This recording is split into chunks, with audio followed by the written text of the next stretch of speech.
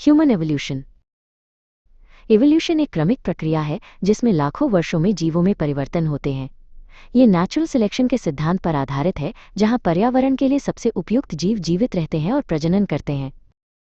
हमारे सबसे पुराने पूर्वज प्राइमेट्स थे। लगभग 65 मिलियन वर्ष पहले ये छोटे स्तनपायी जीव पेड़ों पर रहते थे।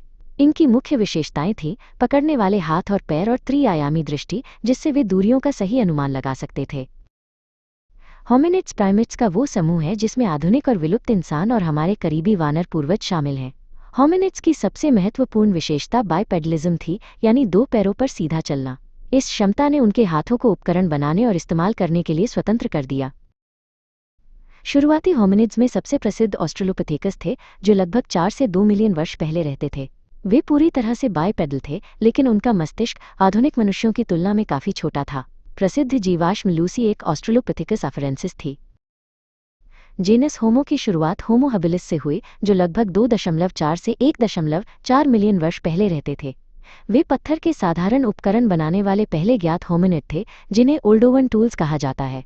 उनका मस्तिष्क ऑस्ट्रेलोपिथेकस से बड़ा था।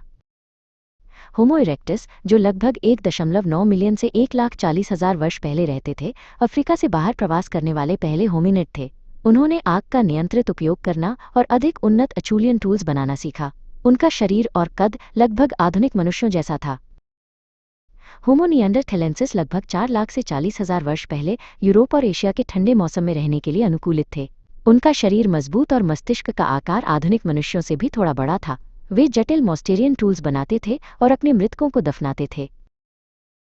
आधुनिक मानव होमो सेपियंस लगभग 3 लाख साल पहले अफ्रीका में विकसित हुए। हमारी पहचान एक बड़े और जटिल मस्तिष्क, अमूर्त सोच, भाषा की क्षमता और कला और प्रतीकवाद के उपयोग से होती है। मानव विकास एक सीधी रेखा नहीं है, बल्कि एक जटिल शाखाओं वाला पेड़ है।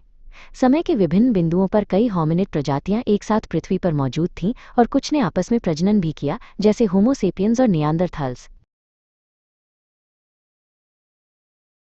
प्राइमेट से बाइपेडलिज्म, फिर encephalisation, tool making, control of fire, migration out of Africa और कल्चर, आर्ट एंड लैंग्वेज का विकास, जिससे होमो सेपियंस का उदय हुआ।